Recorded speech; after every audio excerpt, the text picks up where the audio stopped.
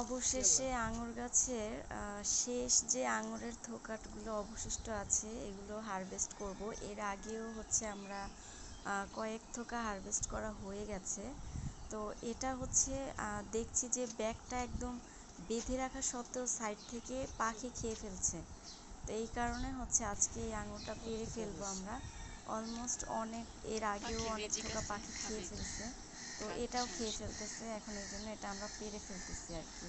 নইলে আর কিছুদিন পরে আর একটু পাকলে পাড়া দরকার ছিল।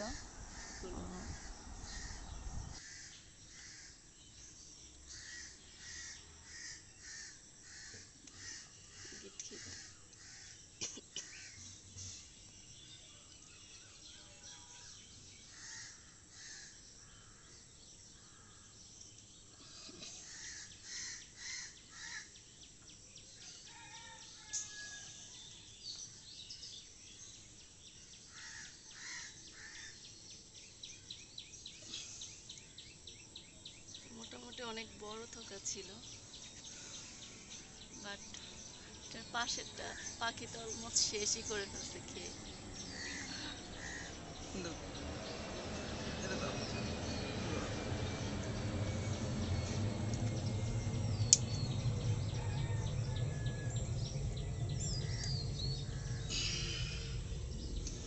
পাখি খাইছে দেখছো?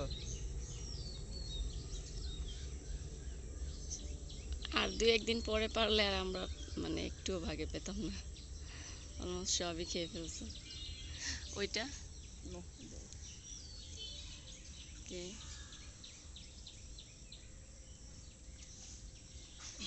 এটা আছে, এটাও খেয়ে ফেলছে, দুইটা থেকে খেয়ে ফেলছে। যাই হোক, আমাদের পাশাপাশি পাখিরও রিজিক আছে।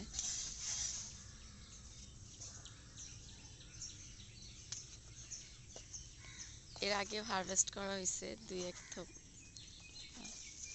এটা হচ্ছে লাস্ট আর কি।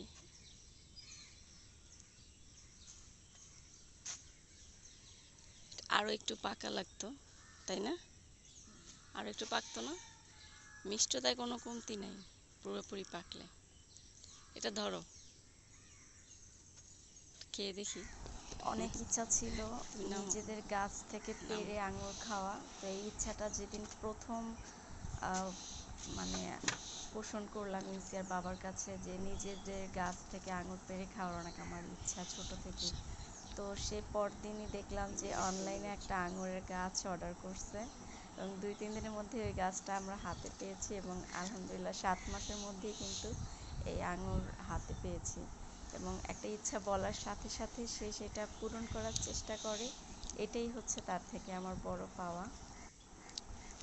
এবং আঙুরগুলা কিন্তু মিষ্টি, খুবই মিষ্টি।